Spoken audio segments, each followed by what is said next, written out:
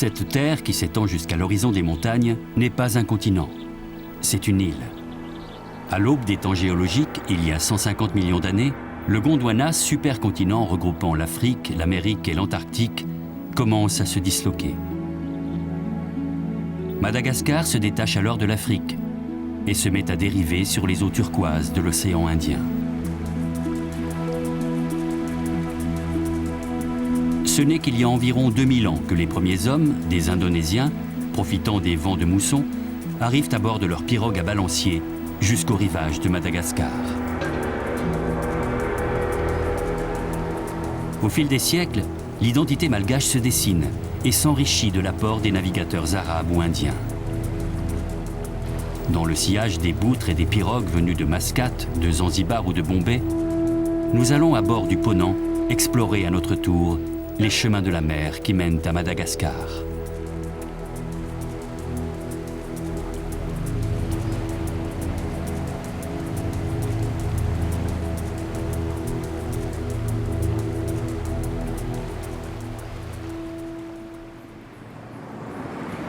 Notre voyage commence à Antsiranana, là où il y a du sel en malgache. Pour tous les habitants, cette ville, c'est toujours Diego Suarez. Avec ses rues rectilignes bordées de maisons à colonnades, il plane sur Diego un parfum de sous-préfecture française des années 1960, égarée sous les tropiques.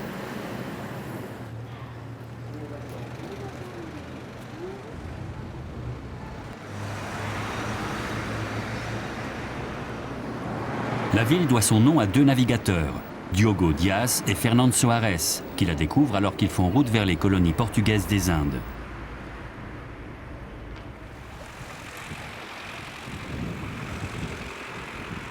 Cette baie est non seulement l'une des plus vastes du monde avec celle de Rio de Janeiro, c'est aussi l'une des plus secrètes. Imaginez cette baie avec un pourtour de 100 km, une petite entrée de 1 km tout simplement.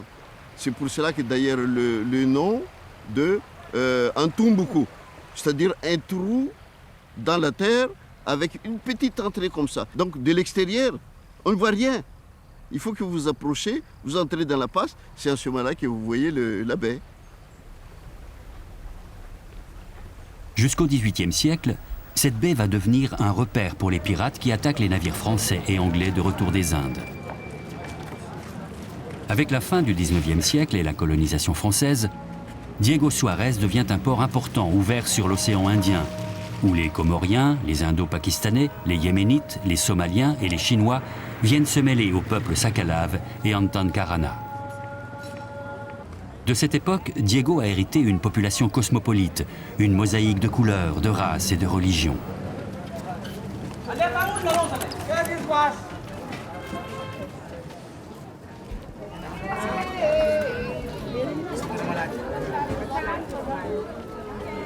Mais diversité ne veut pas dire métissage. Chaque groupe ethnique est resté fortement attaché à ses origines et à ses traditions.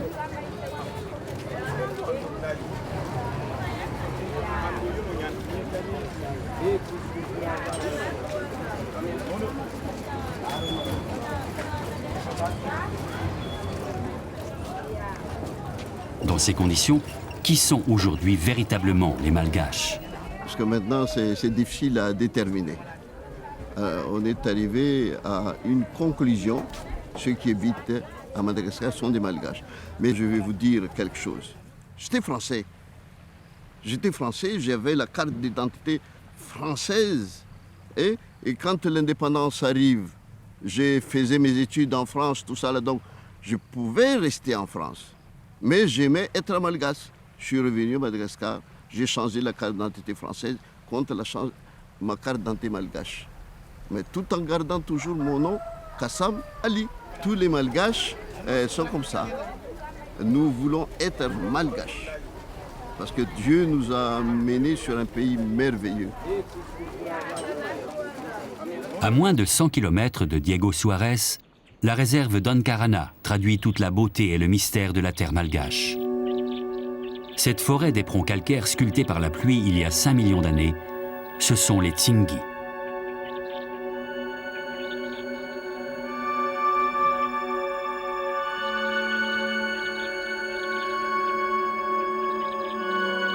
Ce labyrinthe de crevasses aux formes étonnantes, ce réseau de failles aux parois de roches acérées, ouvrant sur des grottes gigantesques, servit d'abri aux Antankarana, ceux qui peuplent la montagne rocheuse, durant les guerres qui les ont opposés pendant des siècles aux tribus des hauts plateaux de Madagascar.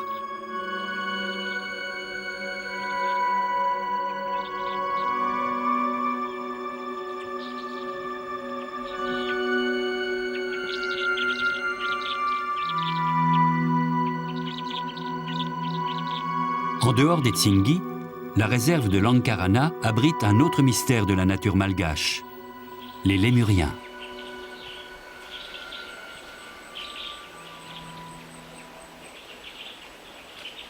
Cette branche de la famille des primates, moins évoluée que les singes, se trouve presque en totalité à Madagascar.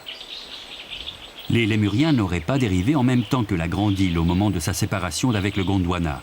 Ils seraient arrivés sur des îlots de végétation flottante. Des navigateurs en quelque sorte.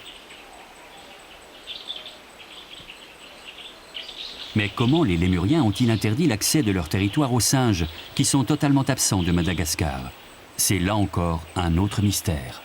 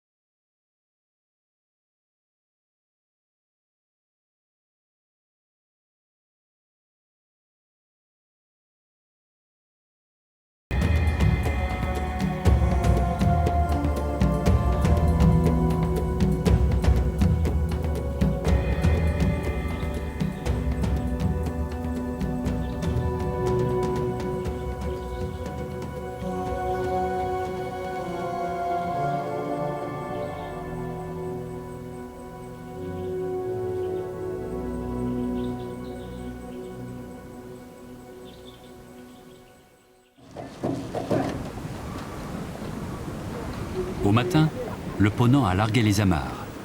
À peine sortis de la protection de la baie de Diego, nous trouvons le souffle de l'Alizé, un souffle puissant qui remplit les voiles immenses de notre trois-mâts.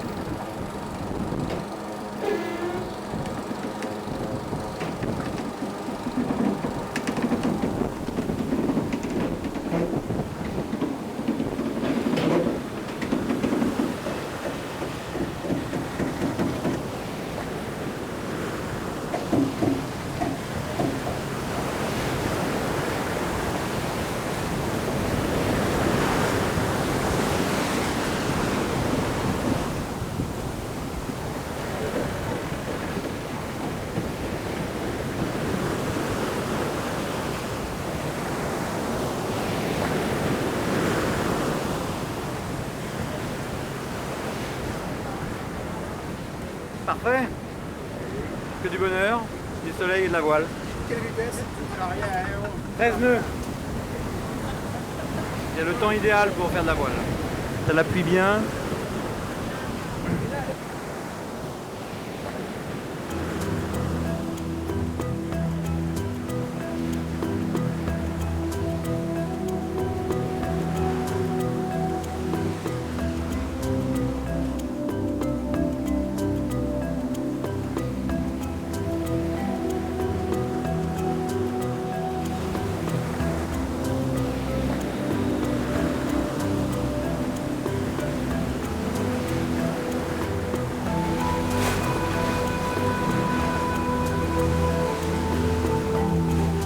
Après avoir doublé le cap d'Ambre, nous faisons route au sud en direction de Nossi-Berafia, situé dans l'archipel des Radama.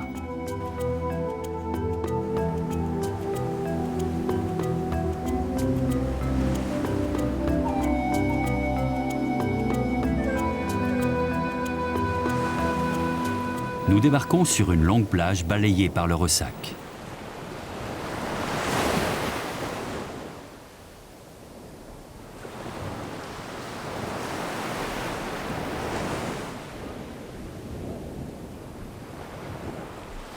Les embarcations, d'ordinaire au mouillage, reposent sur la terre ferme, à la lisière du village.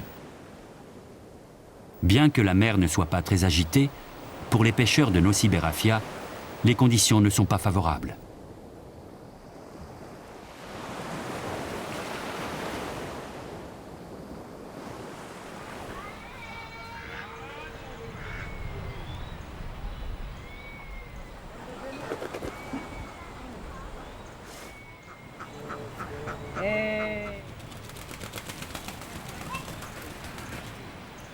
Pas besoin de casier, de nasse ou de filet.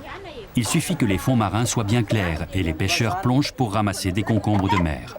L'holothurie, son nom scientifique, est acheté à prix d'or par les Chinois, qui lui attribuent des vertus curatives.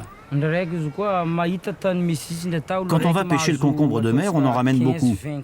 Chaque pêcheur en prend environ 15 à 20 comme celui-ci. Mais pour ça, il faut travailler toute la journée. On passe la journée au large. On commence à plonger vers 8 h le matin et on s'arrête vers les 3 h de l'après-midi. Et le lendemain, c'est la même chose. On recommence de 8 h à 3 h. Et on peut plonger tous les jours, car les concombres de mer se reproduisent tout le temps. Dès qu'ils ont ramassé assez de concombres de mer, les pêcheurs regagnent la Grande Terre pour aller vendre leur butin.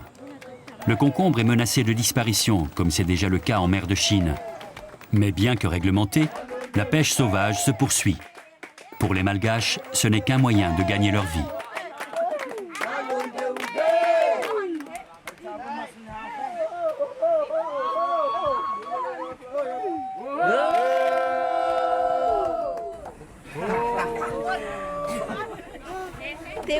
On a envie de rentrer parce qu'on vient de loin, on est des étrangers ici. C'est ça que raconte la chanson. Nous voulons rentrer chez nous, au village d'Amorontsana.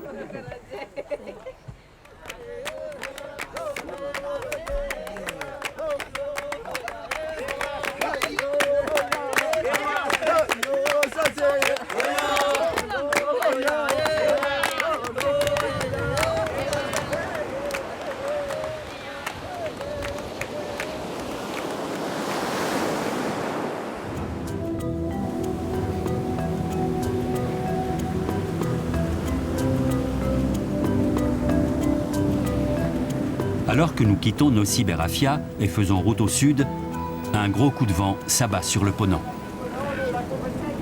L'ensemble de l'équipage et moi-même, je vais tout de suite en profiter pour présenter les principaux de l'équipage.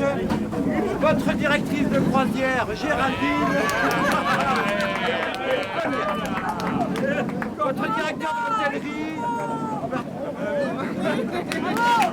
Merci. On la refait en bas.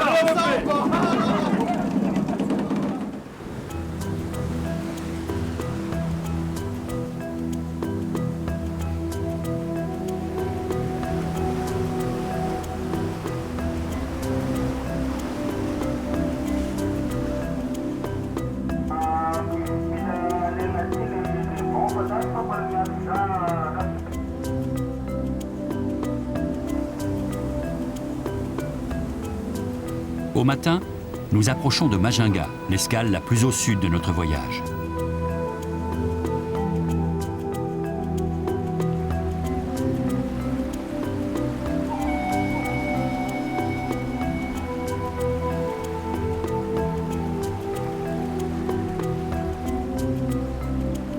Les pirogues à voile qui sillonnent, poussées par le vent, la baie de Majinga, sont identiques à celles qui, pendant des siècles, ont assuré les liens commerciaux de la ville avec l'Inde et l'Afrique. Nous sommes ici en pays Sakalaves.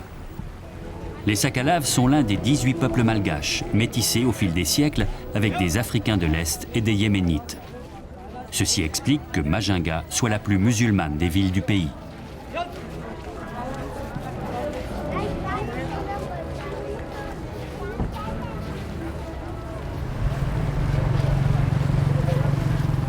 Les motos, les voitures et surtout les pousse-pousse sont au cœur d'une fiévreuse activité.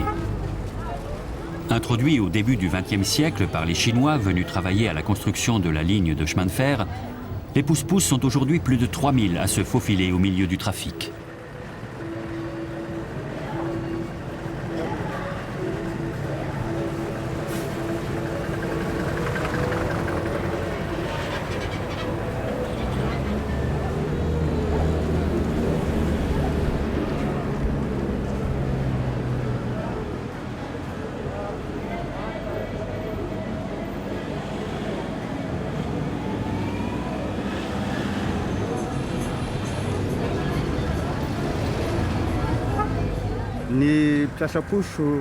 Comme tous les tireurs de pousse-pousse, je me lève très tôt le matin. Je vais chercher le pousse-pousse au garage et des fois je le nettoie avant de partir travailler. À midi, je m'arrête pour déjeuner. Et à la fin de la journée, quand j'ai fini, alors je ramène le pousse-pousse chez mon patron au garage. C'est à ce moment qu'on doit payer la location. On paye environ 1,50 € pour le matin et 1,50 € pour l'après-midi. C'est comme ça tous les jours. C'est ça la vie d'un tireur de pousse-pousse.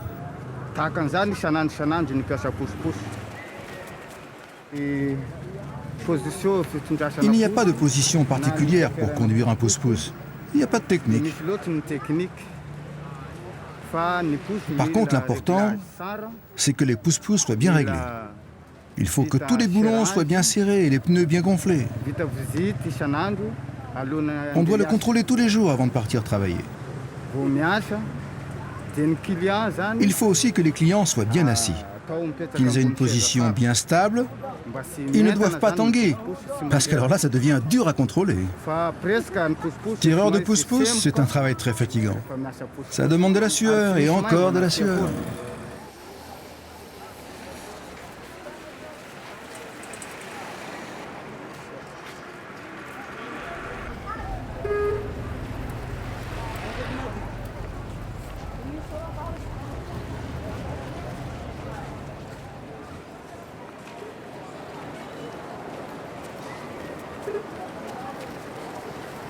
Si la présence des pousse-pousse dans la ville remonte à une centaine d'années, celle des boutres est bien plus ancienne. Malgré l'avènement, il y a déjà bien longtemps, des cargos à moteur, les vieux boutres en bois sont encore nombreux à naviguer exclusivement à la voile le long des côtes de Madagascar. Ces cargos d'un autre âge, inventés par les navigateurs arabes, ont conquis l'océan Indien depuis plus de 1000 ans. Sous le nom de dhow, ils sont devenus l'instrument de la domination commerciale des Indo-Pakistanais dans toute la région. On travaille beaucoup avec les Indiens, les Karanes. Les Malgaches, vous savez, ne sont pas très présents dans notre secteur d'activité. Ce sont les Indiens qui contrôlent le commerce. On est donc obligé de travailler avec eux, que ce soit à Tuléar, à Morondava ou à Bélo-sur-Mer. Le propriétaire de ce boutre-là, par exemple, c'est un Karane. Ici, à Majinga, c'est la même chose. Ce sont des Karanes qui possèdent tout.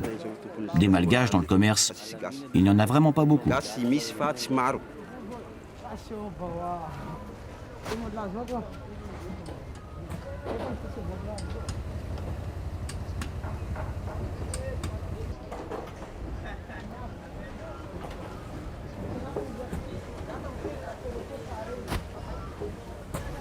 En attendant que la marée haute donne vie à ces boutres couchées sur le flanc comme des oiseaux blessés, de fines pirogues à voile continuent à régater dans les eaux de l'estuaire du fleuve Betsiboka.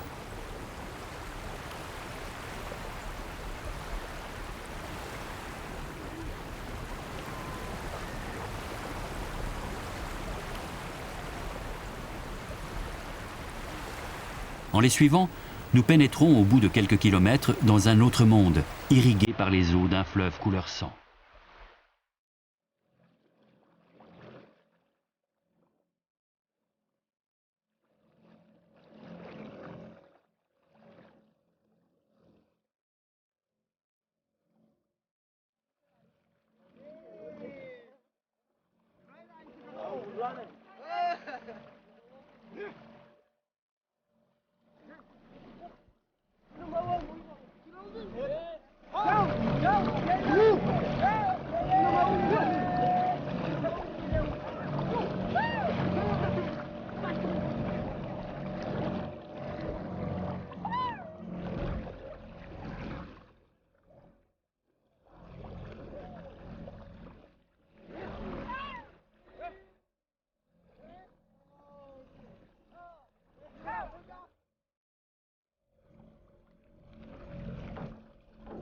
Nous quittons le cours principal du fleuve. Remontant un bras plus étroit, nous prenons la direction de Marovoy. C'est là, sur un petit marché improvisé au bord de la rivière, que les paysans ou les pêcheurs des alentours viennent vendre ou échanger leurs marchandises.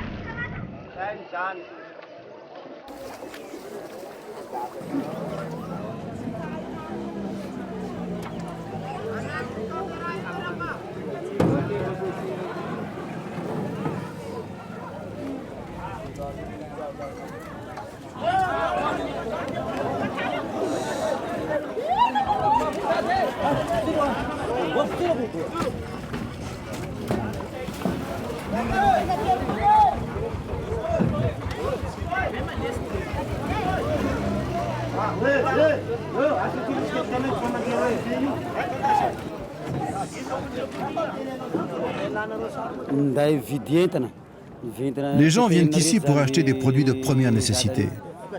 Les bateaux arrivent avec du riz blanc, du riz non décortiqué, du maïs, des pistaches, du poisson et quelquefois des crevettes. C'est tout ça que l'on transporte ici.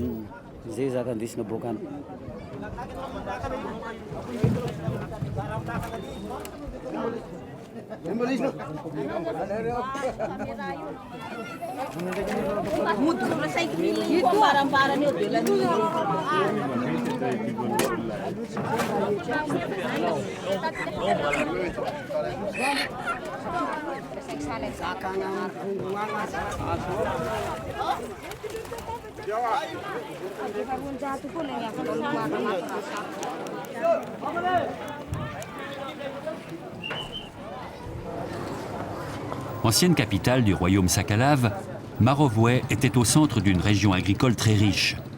De nombreux Indo-Pakistanais vinrent s'y installer et firent fortune dans le commerce. Lorsque la capitale régionale fut déplacée à Majunga, la plupart des Banyan, c'est-à-dire les Indiens de religion hindouiste, et des Karan, Indo-Pakistanais musulmans, quittèrent Marovoy pour venir s'installer à Majunga. C'est ce que fit la famille d'Abdou Taïeb. Je suis un Indien, c'est-à-dire je parle couramment, c'est ma langue maternelle, c'est le Gujarati. À l'école, on parle le français et nous, on lit le Coran, le Saint-Coran en arabe. Donc j'ai appris l'arabe ici, à l'école coranique, on a amalgamé toutes les langues. Même mon petit-fils, il a 4 ans, il parle couramment le malgache, parce que nous avons une clientèle surtout malgache. C'est avec ces malgaches-là qu'on s'est enrichi. Mes enfants, ils sont commerçants, mais mes petits-enfants, ils ne vont pas faire notre commerce traditionnel ici. Parce que l'esprit s'est ouvert. On voit un autre écran, la France, l'Europe, c'est plus grand. Donc il y a les études maintenant, l'informatique, tout ça, le petit détail traditionnel, le petit commerce traditionnel, c'est terminé.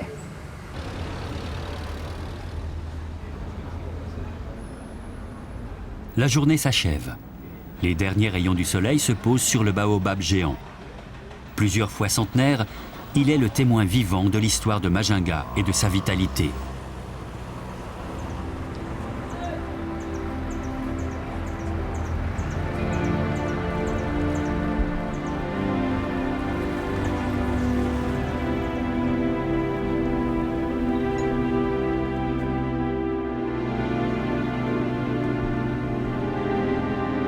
Le Ponant a repris la mer. Comme chaque soir depuis notre départ de Diego Suarez, le commandant réunit ses passagers dans le salon pour faire le traditionnel point sur la météo et parler de l'escale du lendemain.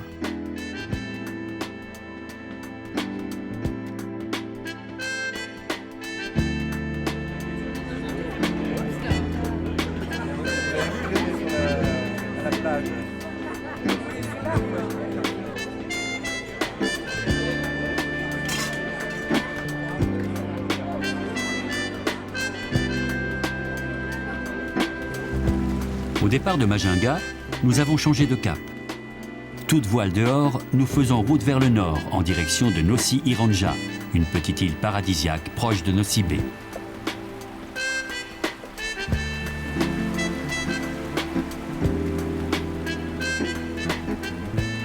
Une mer d'un bleu turquoise, une végétation d'un vert intense. Nossi Iranja paraissent sous les rayons du soleil et les caresses des vagues de l'océan Indien.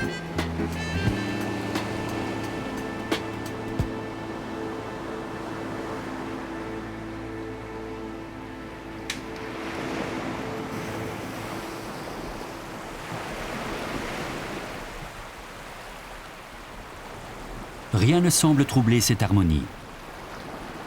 Pas même la partie de pêche qui s'engage à une extrémité de la plage.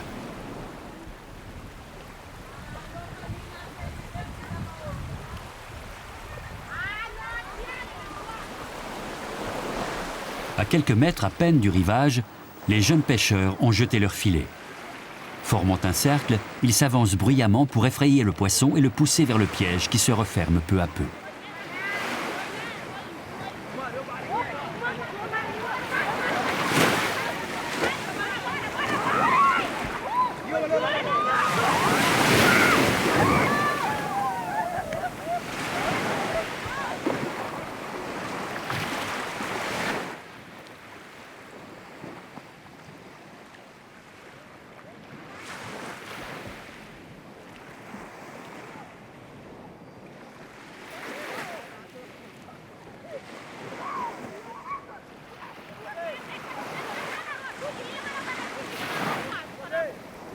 Sans effort apparent, en y prenant même un certain plaisir, les jeunes du village ont assuré le déjeuner.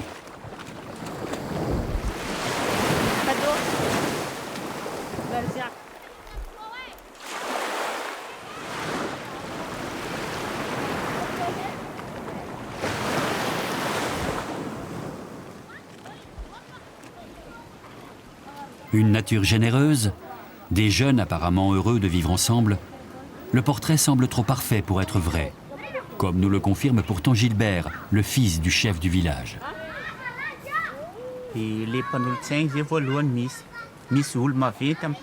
Dans le village, il y a les sages, les anciens. Ce sont eux qui organisent la vie sociale du village. Mais il y a aussi des jeunes, des filles et des garçons. Il n'y a aucun problème, car les anciens conseillent les jeunes. Alors tout le monde s'entend bien dans le village.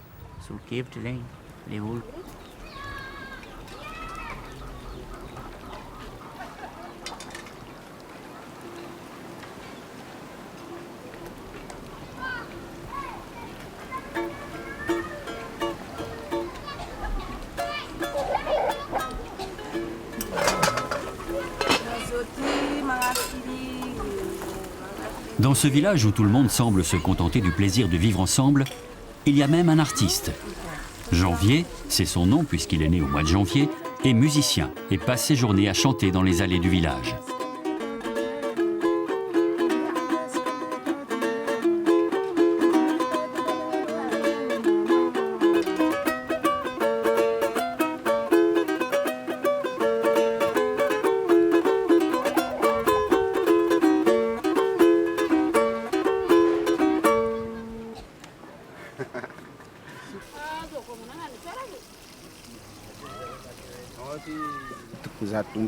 Cet instrument, je l'ai fabriqué moi-même.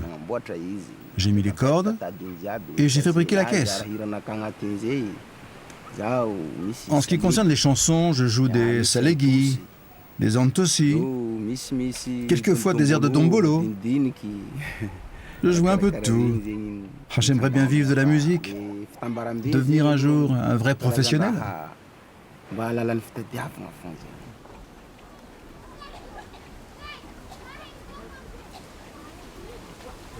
Les anciens n'ont pas, comme Janvier, des rêves de gloire. Ils continuent de vivre comme par le passé, en prenant dans la nature ce qu'elle leur offre généreusement, que ce soit le poisson ou le café.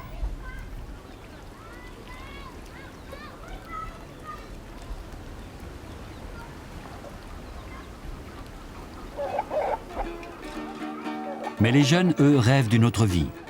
Le ponant qui est à l'ancre leur rappelle que Nossi Bé n'est pas loin. Nossi Bé, avec ses magasins et ses hôtels pour touristes. C'est normal de vivre dans le village où on a grandi, où on a l'habitude de vivre. Moi, si je devais vivre ailleurs, à Nossi Bé par exemple, ce serait un peu difficile, je connais pas bien là-bas. Maintenant, si tu trouves une raison de vivre ailleurs, tu peux partir. Mais tu ne sais jamais comment tu vas vivre là-bas. Donc moi, je pense qu'il vaut mieux rester. Ah, je veux bien partir, mais à condition d'être riche. J'ai pas choisi de vivre dans une telle maison recouverte de feuilles de maïs, mais c'est la mienne parce que je suis pauvre. C'est pour ça que je reste ici.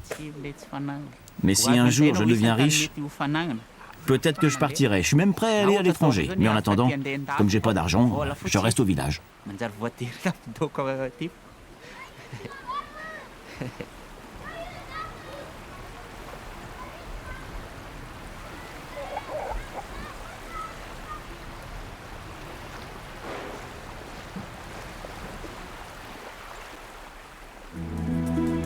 Pour la dernière fois du voyage, le Ponant a repris la mer. Direction Nosy Be.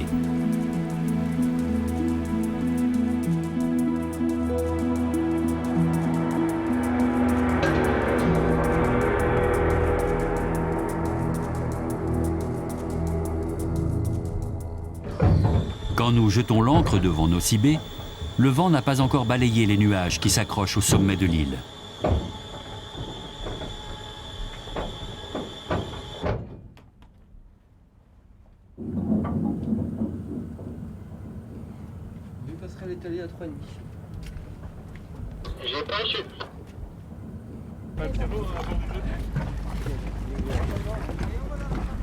Les Zodiacs mis à l'eau, nous prenons la direction de Hellville, la capitale de Nosy Be.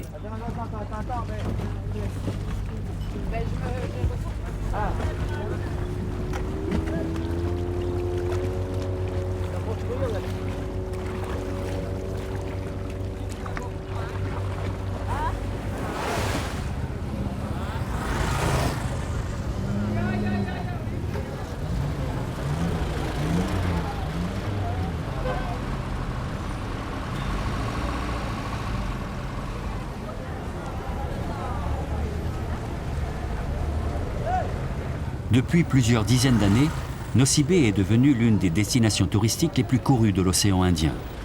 Néanmoins, Hellville a conservé son atmosphère malgache. La présence française remonte pourtant au milieu du 19e siècle, une cinquantaine d'années avant le reste de Madagascar. Menacés par les armées Mérina, venues des hauts plateaux de Madagascar, les souverains Sakalaves demandent l'aide militaire de la France. C'est ainsi que Hell, alors gouverneur de l'île Bourbon, aujourd'hui l'île de la Réunion, reçoit en 1841 des mains de la reine Sakalave Tsiomeko l'île de Nosy Be en échange de sa protection. Palais de justice, prison, sous-préfecture, c'est de cette époque que datent la plupart des bâtiments coloniaux qui font le charme de la ville.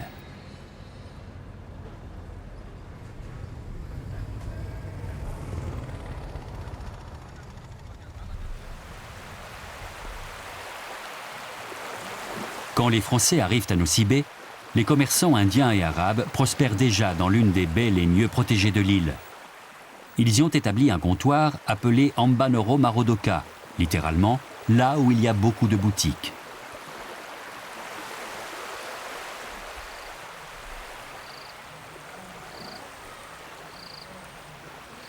Près des ruines de l'ancien comptoir vit aujourd'hui une communauté sakalave.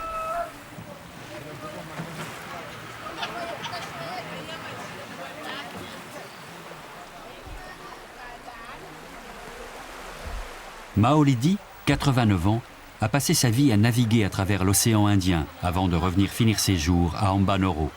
J'avais commencé à naviguer par les bateaux indiens. 2 fois à Mombasa, 2 fois à Seychelles et toute Afrique là-bas aussi on a fait pour faire manœuvre des cuisiniers. Mon grand-père et ma grand-mère, ils étaient purs africains. Ils étaient vendus par les Arabes ici, chez les Indiens. Mon grand-père et ma grand-mère, ils étaient nés en Afrique. Ils y sont volés par les Arabes venus vendre ici.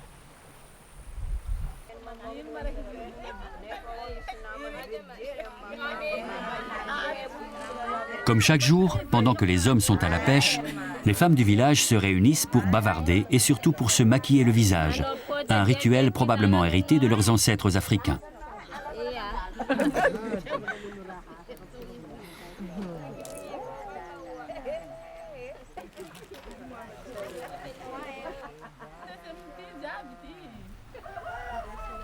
Les Sakalaves et les Africains, ils étaient sur la colline.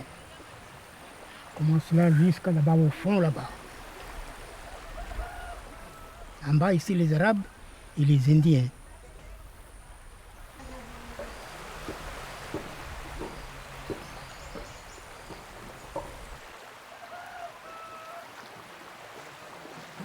La taille des magasins, aujourd'hui envahis par la végétation, donne une idée de l'importante activité commerciale que les Indo-Pakistanais avaient développée à Ambanoro. Avant les Arabes, il n'y a personne. Donc ce sont les Arabes qui étaient vraiment la première population qui s'installe ici, en Ambanoro. Vers 1839, les Indo-Pakistanais aussi arrivent. Ils s'installent en Nosbé. Mais par contre, eux, ils s'installent ici parce qu'ils savent très bien que ici, c'est une ville de business, c'est une ville d'affaires. Donc, il arrive à s'entendre tout de suite avec les Arabes pour faire de business ici. La principale activité économique, la commerce à cette époque, c'est l'esclave. Et il y a des grands bateaux qui arrivent, et ça vient de Bombay, plus précisément, ça vient de Zanzibar, les bateaux donc, qui arrivent, et des fois aussi ça vient de Oman. Les Arabes, ils amènent des esclaves de l'Afrique vers ici, concentrés ici. Les gens qui viennent de Bombay, ils amènent des marchandises de là-bas. Et ils font des échanges. L'abolition de l'esclavage en 1848 va offrir aux Français, nouveaux maîtres de l'île, l'occasion de mettre un terme à l'hégémonie commerciale d'Ambanoro. Les Arabes quittent Nosibé et les Indiens transfèrent leur activité à Elville, où elle prospère encore aujourd'hui. L'histoire de Nosibé, comme celle de tout le nord-ouest de Madagascar, s'est nourrie de la présence des peuples qui sont venus y vivre. Les Sakalaves, les Arabes, les Indiens ou les Français. Mais au cimetière d'Elville, on remarque la présence de tombes russes, un mystère dont la clé se trouve dans une baie située à quelques heures de navigation de Nosibé, la bien nommée baie des Russes.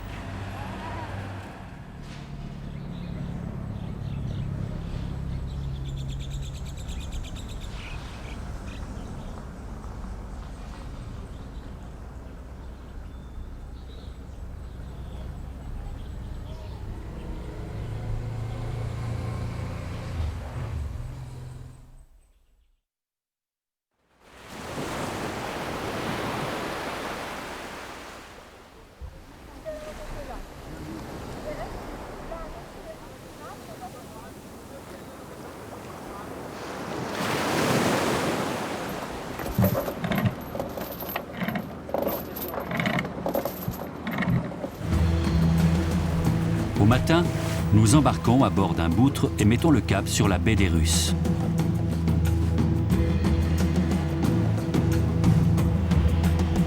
Ce bateau appartient à Nicolas, un Français installé depuis une vingtaine d'années dans la région. Passionné de vieux gréements et des histoires qui y sont attachées, ce navigateur est tombé en admiration devant les pirogues et les boutres de Madagascar. Il a donc jeté l'ancre ici, fait construire son propre boutre et s'attache désormais à faire découvrir cette côte magnifique aux voyageurs de passage, tout en cherchant à recréer la magie des voyages d'autrefois.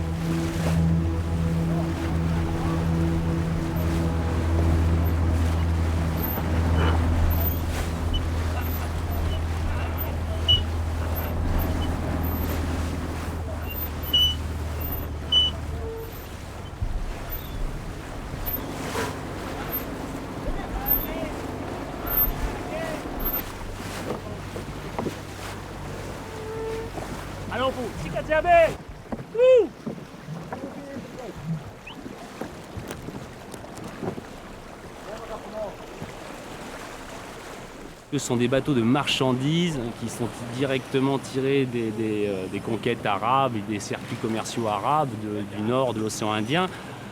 Donc pour moi, ils sont chargés d'histoire. Il a des voiles superbes, il nous plonge dans des siècles en arrière sans qu'il y ait d'effort mental à faire. Et même avec le temps, ça fonctionne, ça marche.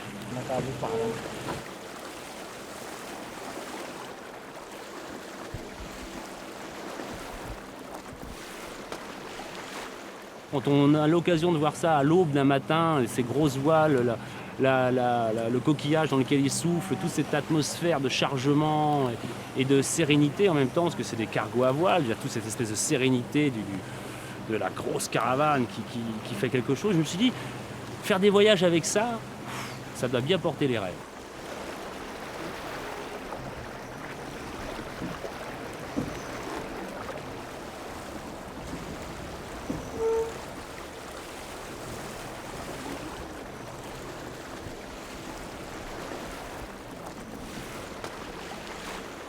Il y a 90 km de côte entre Nosy-Be et les îles Radam qui sont épargnés par le régime d'Alizé, qui continuent d'avoir des régimes thermiques, des petits vents thermiques du matin et de la journée, comme on a en ce moment. C'est le thermique, on a 300 jours par an, il fait ce temps-là 300-320 jours par an. On ne se pose jamais vraiment la question de savoir quel temps il va faire.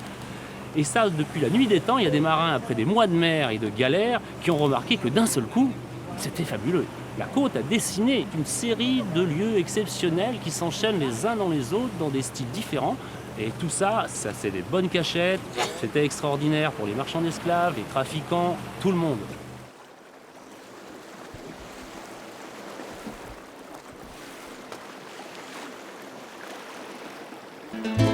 Mais pour quelles raisons des marins russes sont-ils venus jusque dans cette baie qui désormais porte leur nom?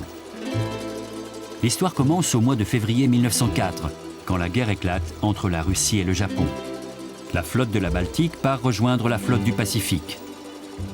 Une partie prend la direction du canal de Suez, tandis que l'autre, composée des plus gros bâtiments, contourne le cap de Bonne-Espérance. Rendez-vous est donné à Madagascar.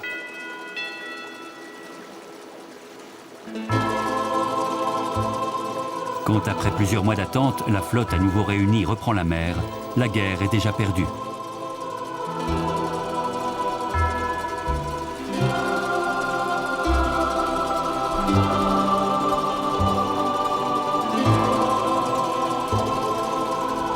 Que reste-t-il de la venue ici des 20 000 marins russes?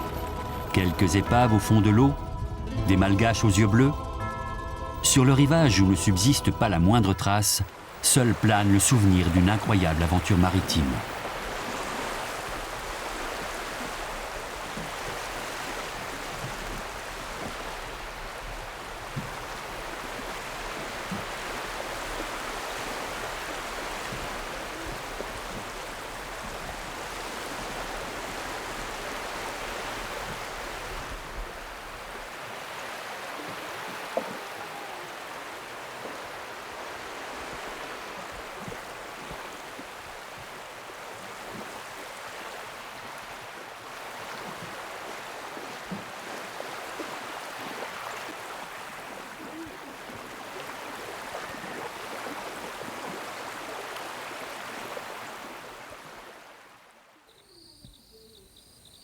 Notre voyage à Madagascar approche de son terme.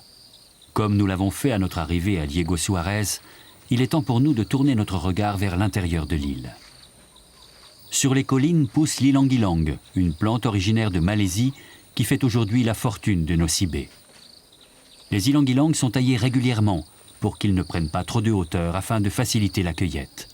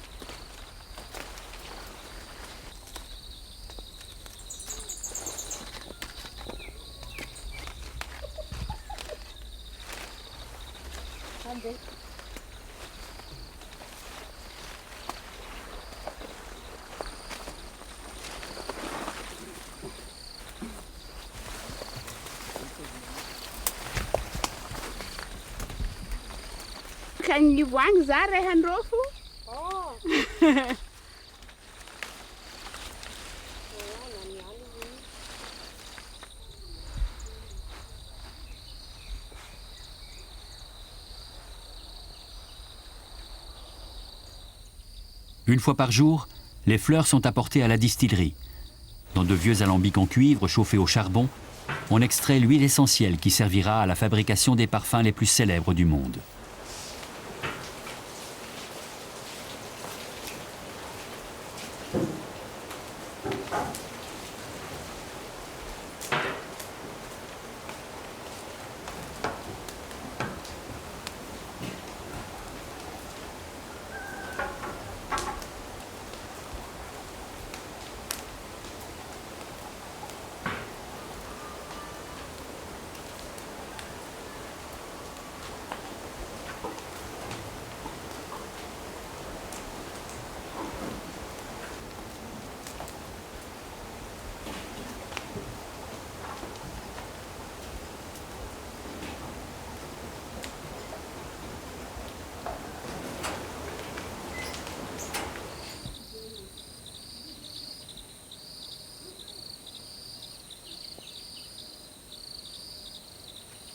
Malgré l'ouverture au monde, les traditions venues d'Afrique continuent à être pratiquées dans les villages de l'île. Le Tchumba, ou culte des ancêtres, est l'un des plus pratiqués. Au cours de transes pouvant durer plusieurs heures, les vivants entrent en contact avec les morts.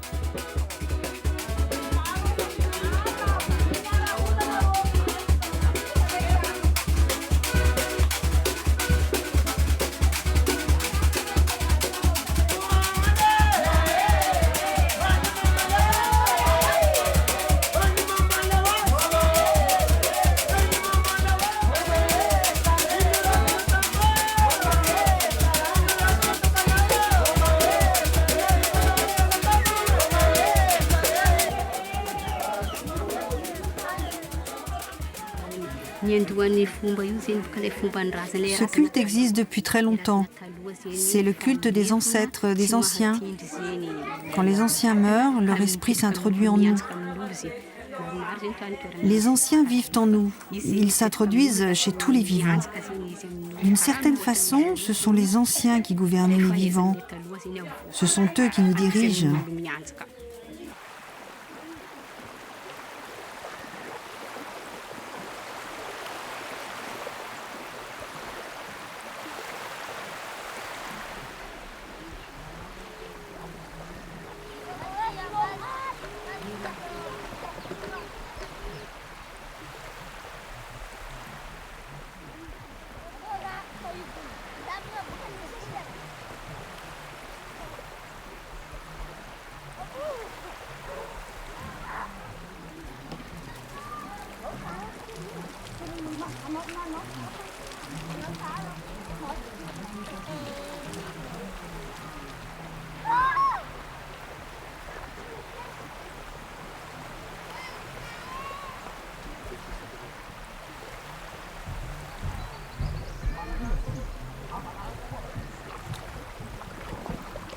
Dernier coup de rame, ultime traversée.